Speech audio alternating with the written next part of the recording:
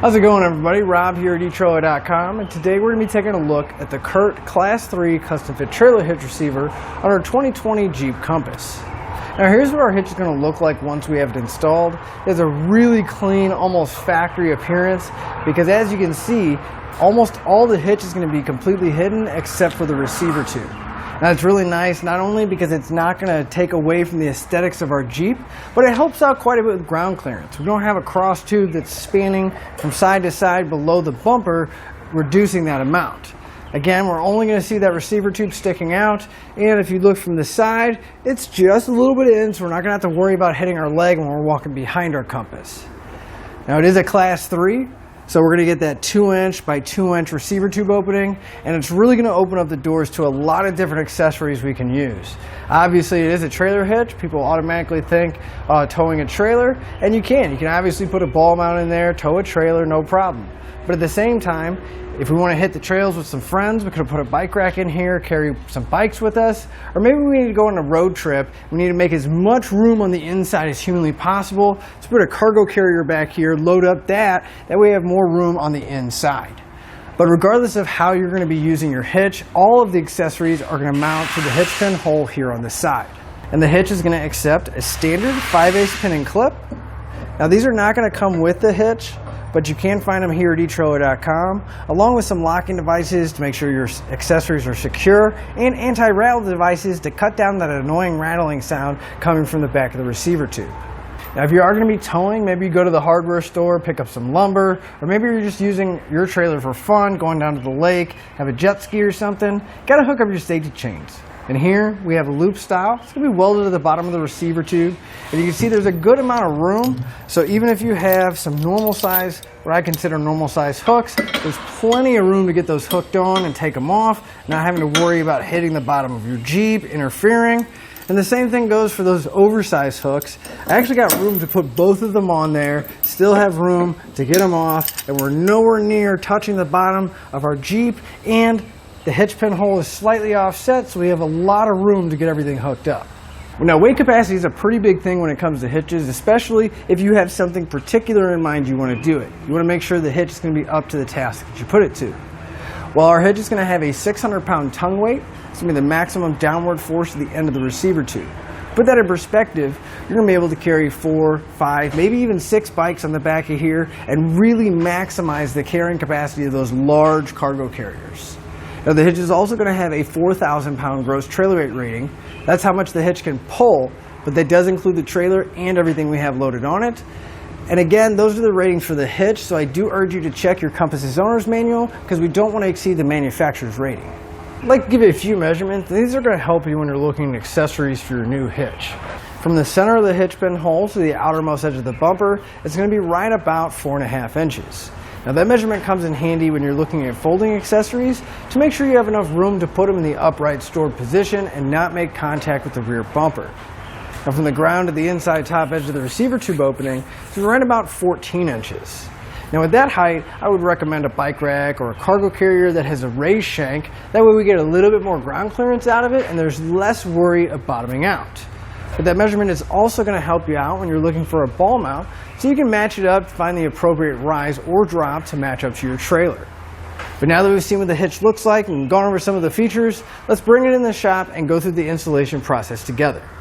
To begin our installation, we want to come to the back of our Jeep, and at the very center, on the bottom of the bumper here, we're going to have 2 fasteners that are actually holding the fascia to some supports. So we're going to grab a T30 Torx bit or socket, and we're going to pull both of those fasteners out.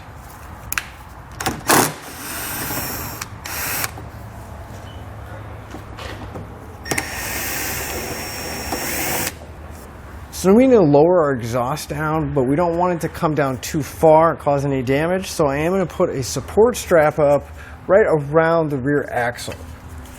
So I find a solid connection point, attach the strap, and then cinch it down so that when we do lower it, it'll have a little bit of support here, and we can lower it down as necessary. Now if we follow the exhaust back to our muffler, on each side of the muffler we'll find this rubber isolator, but it is bolted to the frame. We need to remove the bolt, and that'll allow the exhaust to come down. So So we'll grab a 13mm socket and pull that out. Now we're going to have one on the other side that's in the exact same location, so we'll remove that one as well. And you can see it did give us a little bit of room, but we need to get to where we can get above the muffler and have a little bit more room to work with. So I'm going to come back to that support strap and slowly lower it down until we have an adequate amount of room. So right above our muffler, we're going to have our heat shield. It's going to be held on by a few fasteners. We need to pull those out so we can pull the heat shield down temporarily. So you want to grab yourself either an 11mm or a 7/16 socket, and we'll pull all those nuts out.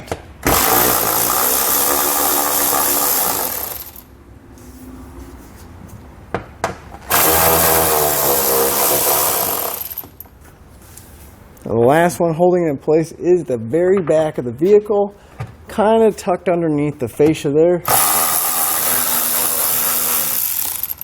Once we have all the pieces removed, we'll pull the heat shield down, and we're going to be marking out where we need to trim it. Now on each side of our heat shield were those side flanges that held the exhaust in place. We need to cut those tabs off and actually come into the center right about where it starts to taper down. We're going to make a nice clean cut, and it's going to be the same on both sides. Now I'm going to use a pair of tin snips to cut this because it is a little bit thick for a heat shield, but you can use just about whatever you have. You just want to take your time, make sure you cut nice clean cuts so we don't have any sharp edges when we go to put it back up. So once you have your heat shield trimmed, we're going to line it back up with the factory mounting points, and we can put the hardware back in place.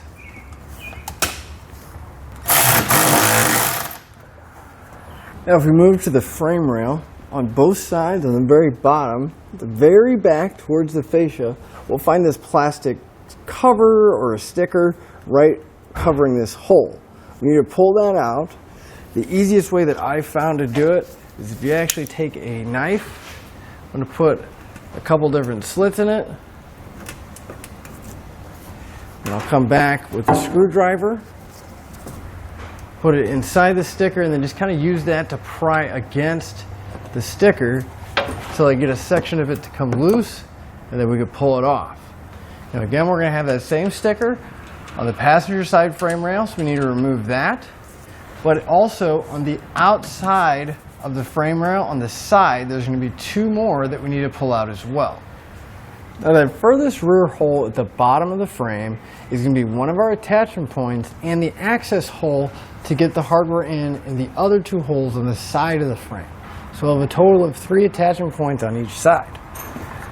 However, once you grab the spacer block and your carriage bolt, you'll see that it's not going to fit inside that hole. So we need to enlarge that. Now you can either use a die grinder with a burr bit on it, or you can use a step bit. Pretty much whatever you have, you just want to enlarge that hole just big enough to get the hardware in place. I'm going to use a step bit, and I do suggest that you periodically check the hole with the hardware to make sure you're not making it too big.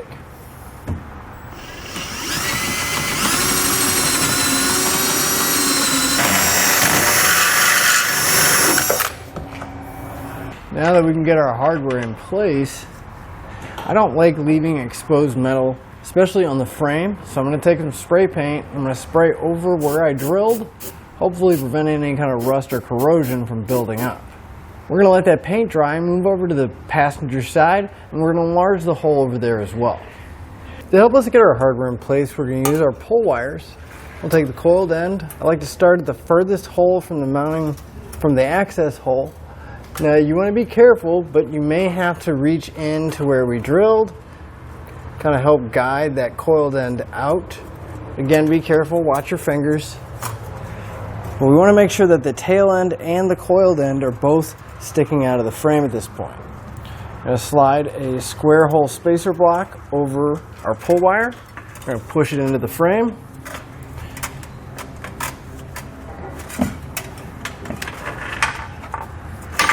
And then we'll grab one of the carriage bolts out of our kit, And we're going to thread it onto the end of the wire and push that into the frame.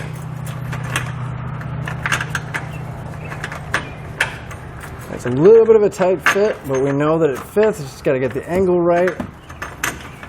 And if you can, push that block out of the way so it's not interfering. Then we'll pull on our pull wire until the bolt comes out of the frame and engages that block.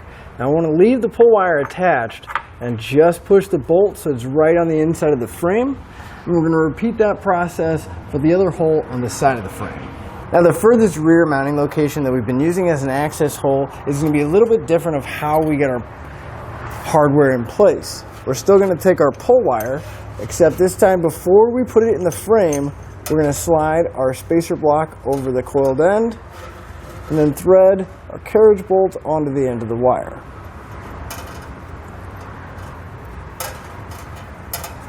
This time we'll push the bolt in first, make sure it's out of the way.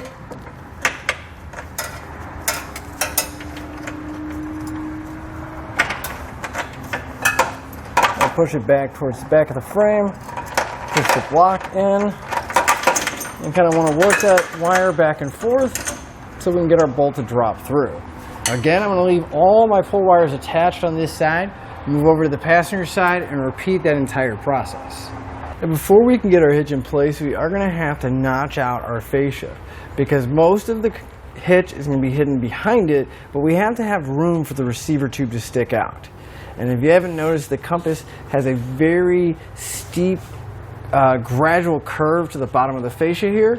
So I went ahead and marked out the dimensions that are in the instructions, but I always like to trim a little bit on the shallow side. That way, if we need to trim more, we can always take more off. But if we trim it too big, we can't really do too much. So I'm going to go ahead and trim this out, and then we can get ready to put the hitch in place. Now you can use a utility knife, pair of tin snips. I'm going to be using a rotary tool just so I can make some quick clean cuts, and then we can always come back and clean any excess plastic off.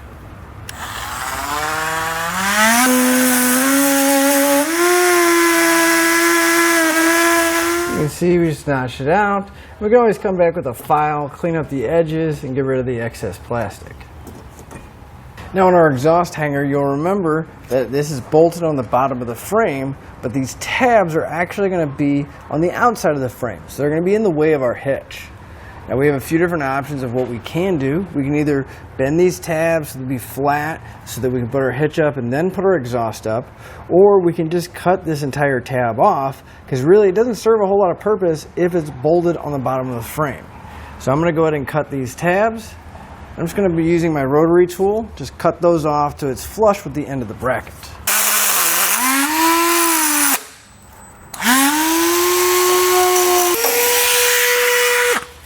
Now with the next set of hands, I'm going to lift my hitch up. You kind of want to start to put your pull wires in place as you lift it, make it a little bit easier to kind of guide everything through.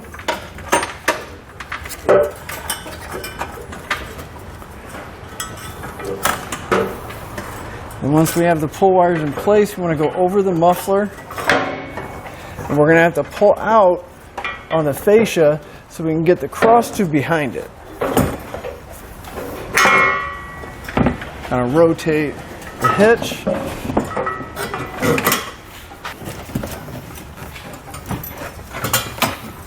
At this point, we want to get our holes lined up where the hitch is, and if you can, get the side bolts through. That'll support the hitch enough that we can let go and we can remove the pull wires and start putting the hardware in. I like to do it one at a time, that way there's less risk of the bolts falling back into the frame. You may have to kind of tilt it up, and then we'll take a flange nut and secure each one of the bolts coming out of the frame. You want to get at least one on each side so you know the hitch will support itself, and we can work on getting the rest of the hardware in place. And each one of the bolts is going to get one of those flange nuts, so we can just loosely put them in place.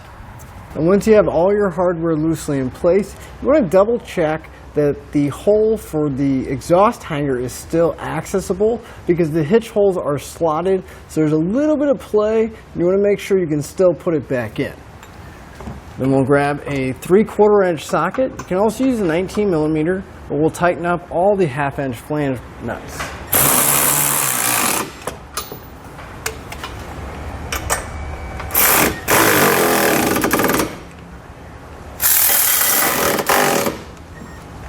I'm going to come back and I'm going to torque all my hardware down to the specified amount in the instructions.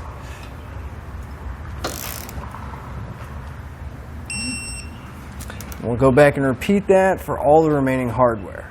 I'll raise my exhaust back up and tighten the strap so I don't have to sit there and fight it the whole time. We're going to take the factory hardware, line our muffler back up, go through the bracket, through the hitch, and then re-secure it back into the factory weld nut. And use that same 13 millimeter socket to tighten it back up. And we're going to remove the support strap from earlier. And all we have left to do is put those 2 fasteners back in the bottom.